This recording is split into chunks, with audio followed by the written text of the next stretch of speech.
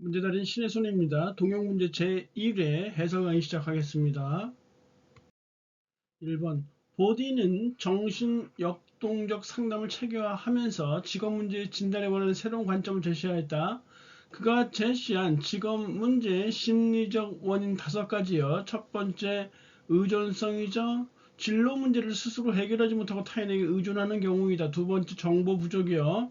진로 관련된 정보의 부족으로 어려움을 겪는 경우이다. 자아 갈등, 자아 개념들 사이에서 내적 갈등으로 인해 혼란을 겪는 경우이다. 네 번째 직업 선택에 대한 불안, 자신의 선택과 중요한 타인의 요구 간의 충돌에서 비롯되는 불안이다. 다섯 번째 확신 부족, 진로 선택 이후에 자신의 선택에 대한 확신이 부족한 경우이다. 그래서 보딘의 직업 문제 심리적 원인 5가지는 의정, 자직화,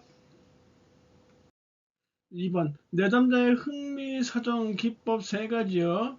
흥직직이라고 했었죠. 4가지 있는데 3가지만 나오니까 흥직직만 알아두시면 되고요. 수퍼의 흥미사정 기법은 표조조라고 했으니까 참고하시면 될 것 같아요. 첫 번째 흥미평가 기법.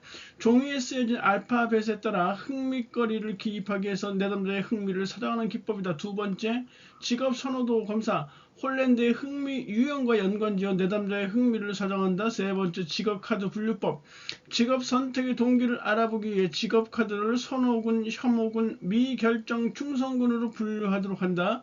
네 번째 작업 경험 분석. 그래서 흥직직이라고 외워두시면 되고요.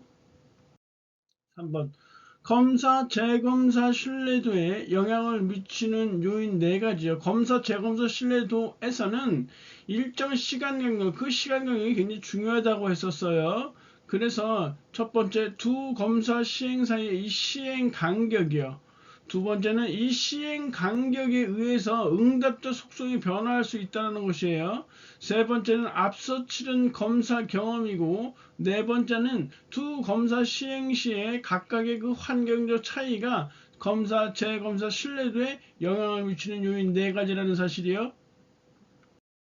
4번 아들러의 개인주의 상담 과정의 목표 4가지를 쓰시오. 첫 번째, 내담자가 패배감을 극복하고 열등감을 감소시킬 수 있도록 돕는다. 두 번째, 내담자가 잘못된 가치와 목표를 수정하도록 돕는다. 세 번째, 내담자가 잘못된 동기를 수정하도록 돕는다. 네 번째, 내담자가 사회적 관심을 갖도록 돕고요. 다섯 번째, 내담자가 사회의 구성원으로 기여하도록 돕고, 여섯 번째, 내담자가 타인과 동질감을 갖도록 돕는다. 이 6개 중에서 4개 쓰시면 되겠죠.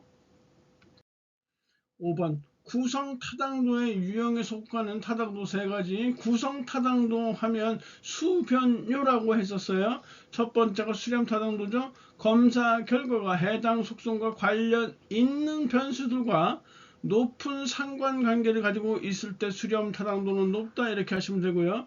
두 번째 변별타당도는 검사 결과가 해당 속성과 관련 없는 변수들과 낮은 상관관계를 가지고 있을 때 변별 타당도는 높다. 세 번째 요인 분석이요. 검사 문항들의 상관관계를 분석하여 상관이 높은 문항들을 요인으로 묶어주는 통계적 방법이다. 이 수변조가 바로 구성타당도 유형 3가지예요. 6번에 슈퍼의 직업발달 5단계, 직업발달 5단계예요. 성탐, 확률세, 첫 번째 성장기요. 자아 개념을 발달시키는 시기며 욕구와 환상이 지배적이나 점차 흥미와 능력을 중시하게 된다. 성장기 하위 단계는 환흥능이라고 했어요. 두 번째 탐색기, 미래에 대한 계획을 세우고 적합한 직업을 탐색하는 시기이다. 하위 단계는 잠전시예요. 잠전시. 세 번째 확립기, 자신에게 적합한 분야를 발견해서 생활의 기반을 확립하는 시기이다. 유지기, 자신의 자리를 유지하려고 노력하며 안정된 삶을 살아가는 시기이다. 쇠퇴기, 직업에서 은퇴한 후 새로운 역할과 활동을 찾게 되는 시기이다. 슈퍼의 직업발달 5단계 성탐 확률세. 7번 표준화된 심리 검사에는 집단 내 기준이 포함되어 있다. 집단 내 기준의 3가지 종류 100표라고 했었죠. 첫 번째가 100분위 점수요. 표준화된 집단, 특정 집단이라고도 해요. 표준화된 집단의 점수 분포에서 한 개인의 상대적 위치를 나타내는 점수이다. 두 번째 표준 점수, 표준 편차를 사용해서 개인의 점수가 평균으로부터 떨어져 있는 거리를 표시한 게 표준 점수고, 표준 등급은 원점수를 1에서 9까지의 구간으로 구분하여 각 구간마다 일정 점수나 등급을 부여한 것, 이게 표준 등급이에요. 집단 내 기준 100표, 100분의 점수, 표준 점수, 표준 등급. 8번. 집단 상담의 장점과 단점을 각각 세 가지씩 쓰시오. 집단 상담의 장점은요, 첫 번째, 내담자들이 개인 상담보다 더 쉽게 받아들이는 경향이 있다라는 것. 두 번째, 시간과 경제적인 측면에서 효율적이라는 것. 세 번째, 타인과 상호 교류를 할 수 있는 능력이 개발된다. 네 번째, 타인을 통한 대리 학습의 기회가 부여된다. 다섯 번째, 집단 구성원들 간의 피드백을 통해서 자기 탐색을 돕는다. 여섯 번째, 구체적인 실천 경험과 현실 검증의 기회를 가진다. 이런 6개의 장점이 있고요. 단점으로는 개인의 문제가 심층적으로 다루어지지 않을 수 있고요. 두 번째, 적합한 집단을 구성하기가 어려울 수 있고, 세 번째, 비밀 유지가 힘들고요. 개인의 특성이 발현되기 어려워요. 다섯 번째, 집단 상담에 대한 경험이 부족한 지도자는 집단의 운영을 어렵게 한다. 이 5개 중에서 3개 쓰시면 되겠죠. 9번. 하렌의 진로 의사결정 유형 3가지. 하렌의 진로 의사결정 유형은 합직의예요. 합리적 유형, 직관적 유형, 의존적 유형이 있어요. 합리적 유형은 의사결정에 논리적이고 합리적으로 접근하며 결정에 대한 책임을 수용하는 거예요. 가장 이상적인 유형이겠죠. 두 번째, 직관적 유형은 감정을 사용하여 직관적으로 의사결정을 하며 결정에 대한 책임을 수용하지만 미래를 위한 활동은 거의 하지 않는다라는 것이고요. 의존적 유형은 의사결정에 대해서 말 그대로 의존적이에요. 개인적 책임을 부정하고 외부로 책임을 돌리는 경향이 높다. 10번. 특성 요인 직업 상담에서 브레이필드가 제시한 직업 정보의 3가지 기능. 브레이필드가 제시한 거예요. 정제동이라고 했어요. 첫 번째, 정보적 기능이요. 직업 정보 제공을 통해 내담자의 의사결정을 돕고 직업 선택에 대한 지식을 증가시킨다. 두 번째, 재조정 기능. 내담자가 자신의 선택이 현실에 비추어 부적당했는지를 점검 및 재조정하도록 한다. 세 번째, 동기화 기능. 내담자가 의사결정 과정에 적극적으로 참여하도록 동기화시킨다. 11번. 심리검사는 사용 목적에 따라서 규준참조 검사와 그리고 준거참조 검사로 분류된다. 규준참조 검사와 준거참조 검사의 의미를 각각 예를 들어 설명하시오. 이 규준참조검사는 우리가 규상이 했으니까 상대적 평가 목적의 검사고, 준거참조 검사는 절대적 평가 목적의 검사라고 각각 말한 바 있었어요. 여하튼 심리검사의 분류는 실시 방식에 따라서 첫 번째, 두 번째 이렇게 사용 목적에 따라서, 세 번째 측정 내용에 따라서, 그리고 네 번째 검사 장면에 따라서 각각 나눈다고 했었는데, 이 지금 11번 문제는 두 번째 심리검사 분류 중에서 두 번째 사용 목적에 따른 분류예요. 규준 참조 검사는 개인의 점수를 다른 사람들의 점수와 비교하는 상대평가 목적의 검사이다. 규준 참조, 규상이라고 얘기했어요. 각종 심리 검사나 선발 검사 등이 여기에 해당되고요. 두 번째, 준거 참조 검사는 개인의 점수를 어떤 기준 검사와 비교하는 절대평가 목적의 검사예요. 다수의 국가자격 시험, 직업상담사 시험도 대표적인 준거 참조 검사라고 말한 바 있었어요. 12번. 인지정서적 상담 이론에서 비합리적 신념의 뿌리를 이루고 있는 것으로 가정한 3가지 당위성을 쓰고 각각 예를 들어 설명하시오. 첫 번째, 자신에 대한 당위성이요. 나는 반드시 훌륭한 사람이 되어야만 한다. 두 번째, 타인에 대한 당위성. 타인은 반드시 나를 정당하게 대해야만 한다. 세 번째, 세상에 대한 당위성이에요. 세상은 반드시 내가 원하는 방향으로 가야만 한다. 이게 바로 비합리적 신념의 뿌리를 이루고 있는 3가지 당위성이에요. 13번. 한국표준산업분류에서 산업과 산업활동 그리고 산업활동의 이 범위를 기술하시오. 산업이란 유사한 성질을 갖는 산업활동에 주로 종사하는 생산 단위의 집합을 산업이라고 하고, 산업활동은 각 생산 단위가 노동자본 원료등 자원을 투입해서 재화 또는 서비스를 생산 또는 제공하는 일련의 활동 과정을 산업활동이라고 얘기를 해요. 그 다음에 세 번째, 산업활동의 범위는 영리적, 비영리적 활동이 모두 포함되지만 가정 내 가사활동은 제외된다. 이렇게 쓰시면 될 것 같아요.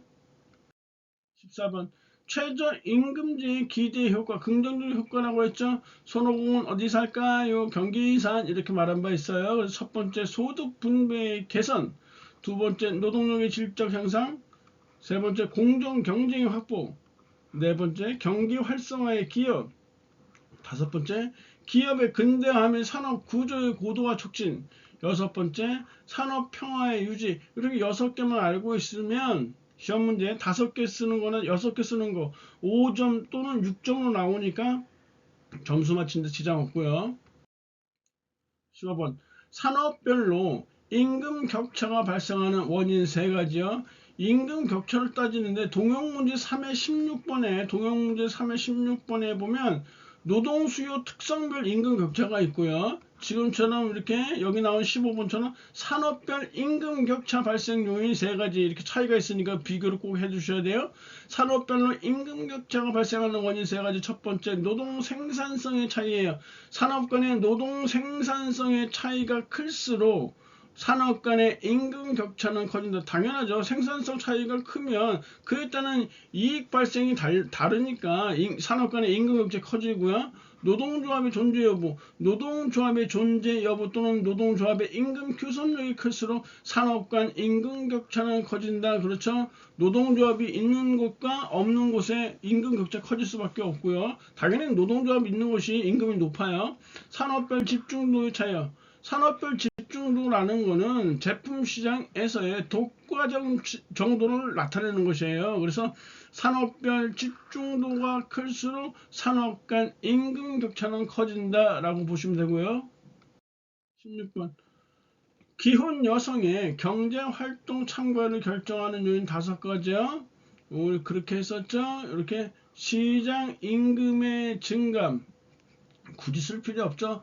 법적 제도적 장치의 유무, 남편 소득의 증감, 자녀 수 증감, 가계 생산 기술의 발달 여부, 고용 시장의 발달 여부, 여성의 교육 수준 고하 해서 이런 시법 남자가 꼬여 이런 거죠.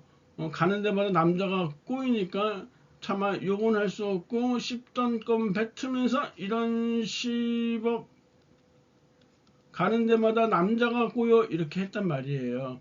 이게 결정하는 요인이니까 지금 시장 임금의 증감 이렇게 했다고 했었죠. 만약에 기혼 여성의 경제활동 참가율을 증가시키는 요인이라고 하면 이렇게 증감 이렇게 쓰시면 안 돼요. 만약에 경제활동 참가율을 이렇게 증가시키는 요인이다 하면 시장 임금의 증가, 법적 제도적 장치의 확충, 남편 소득은 감소해야죠. 자녀 수도 감소해야죠. 가계 생산 기술의 발달 이렇게 쓰시고 고용 시장의 발달, 여성 교육 수준의 향상 이렇게 쓰셔야지 기혼 여성의 경제활동 참가율을 높이는 요인이 되는 것이에요. 17번, 한국표준직업분류에서 포괄적 업무의 분류 원칙 3가지, 포주최생이라고 했어요. 주된 직무 우선의 원칙, 수행되는 직무 내용과 분류 항목의 직무 내용을 비교하여 상관성이 가장 많은 항목에 분류한다. 예. 교육과 진료를 겸하는 의대 교수는 강의 연구와 같은 이 교육 부분을 할지 아니면 진료 처치 등과 같은 이런 의사로 파악할지 직무 내용을 파악해서 관련 항목이 많은 분야, 즉 어느 일을 더 많이 하느냐에 따라서 분류하면 되는 것이고요. 최상급 직능 수준 우선의 원칙은 수행된 직무가 상이한 수준의 훈련과 경험을 필요로 한다면 가장 높은 수준의 직무를 필요로 하는 일에 분류한다. 예. 조리와 배달의 직무 수준이 같을 경우에는 조리의 직능 수준이 높으므로 조리사로 이렇게 분류한다 하시면 되고, 세 번째 생산 업무 우선 원칙은 재화의 생산과 공급이 함께 이루어지는 경우 생산 단계에 관련된 업무를 우선적으로 분류해야죠. 예를 들어서 한 사람이 빵도 생산하고 판매도 한다면 이 사람은 빵을 생산하는 이 제빵사로 분류하는 것이 기본적이에요. 그래서 지금 보시면 한국표준직업분류에서 직업분류 원칙 이외에도 포괄적 업무 분류 원칙 말고도 우리가 다수취업 종사자의 분류 원칙 그리고 일반 원칙이라고 해서 포괄성, 배타성의 원칙도 있으니까 아울러서 함께 파악해 두시면 좋겠죠. 18번 안에 주어진 표를 보고서 물음을 답하시오. 시간당 임금이 8,000원에서 9,000원으로 인상될 때 각 기업의 노동 수요 임금 탄력성을 구하시오 이렇게 됐는데 8,000에서 9,000이에요. 그럼 일단 A기업만 한번 먼저 구해볼게요. A기업 노동 수요의 임금 탄력성이라는 얘기는 임금의 변화율분의 노동 수요량의 변화율이에요. 즉 임금이 많이 올라가면 노동 수요는 줄겠죠. 근데 적게 줄이는 기업이 있고 크게 줄이는 기업이 있단 말이에요. 그렇다면 임금 변화에 따라서 크게 줄이거나 크게 증가시키는 이런 경우는 노동 수요의 임금 탄력성이 크다라는 것이고요. 그리고 임금이 뭐 어느 정도 오르냐에 따라서 그게 노동 수요의 변동폭이 크지 않은 것을 비탄력적이라고 하는 것이에요. 일단 A기업을 볼게요. A기업의 임금 변화율은요, 어떻게 되냐면 8,000원에서 9,000원으로 인상된 거니까 원래 임금 8,000원이죠. 이렇게 8,000원. 그리고 9,000원으로 임금된 거니까 9,000에서 8,000 이렇게 빼줘야죠. 곱하기 100을 해야 돼요. 이렇게. 이때 노동 수요량은 어떻게 됐냐? 8,000이었을 때는 노동 수요량이 22개였죠. 그러다 9,000원으로 올라가니까 21로 변했으니까 21 마이너스 22 하고 곱하기 100을 이렇게 해야 돼요. 이거 절대값 통째로 이렇게 씌웠단 말이에요. 100은 빽빽 소리 지르면서 사라진다고 했었죠. 다시 그래서 이렇게 써보면은 밑에 부분은 8,000분의 1000이잖아요. 그러니까 8분의 1이 될 거예요. 그리고 위에 부분은 22분의 마이너스 1이 이렇게 되겠네요. 그죠? 그리고 요거 계산하면 얼마 나오냐. 지금 이 내항은 내항끼리 곱해서 분모로 가야죠. 22분의 마이너스 8 이렇게 될 거예요. 약분하면 뭐 11분의 마이너스 4 정도 되겠죠. 요거 그냥 전자계산기를 눌러버리면 되잖아요. 0.36이 이렇게 나오고요. 그리고 똑같은 원리로 B기업을 구하면 B기업은 0.73이 나와요. 그러니까 B기업의 임금 탄력성은 0.73이고 A기업의 노동수요 임금 탄력성은 0.36이니까 A기업이 보다 비탄력적이다라는 얘기예요. 그래서 이번에 각 기업은 노동조합이 임금 인상을 시도할 때 실행 가능성이 높은 기업은 A기업이라는 얘기예요. 왜냐하면 A기업 같은 경우에는 노동수요의 임금 탄력성이 비탄력적이기 때문에 임금 인상을 요구해도 이 수요자 측에서 고용량을 줄이기가 어려워요. 때문에 A기업이 실행 가능성이 높다 하고 정확한 답을 확인해 보시면 되겠죠. 그래서 2번 보세요. A기업의 임금 탄력성이 B기업보다 비탄력적이므로 A기업의 임금 인상 실행 가능성이 높다. 이유는 노동조합의 임금 규섭력은 노동수요의 임금 탄력성이 비탄력적일수록 유리하다. 왜냐하면 노동수요의 탄력성이 비탄력적이면 임금을 높게 인상해도 고용량 감소가 적기 때문이다 라고 하시면 되는 것이에요. 강의자님 고생하셨고요. 다음 시간에 뵙겠습니다. 감사합니다.